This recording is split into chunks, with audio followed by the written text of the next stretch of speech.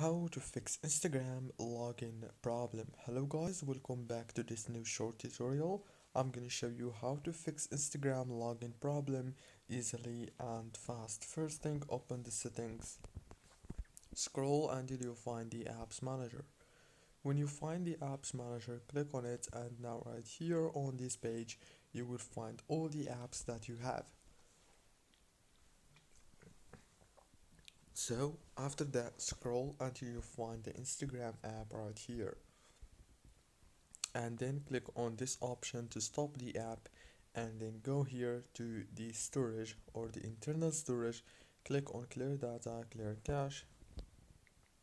Go back to the settings of your phone, open the wireless and networks, go to the Wi-Fi, disable it and enable it again, and now you have just to restart your phone.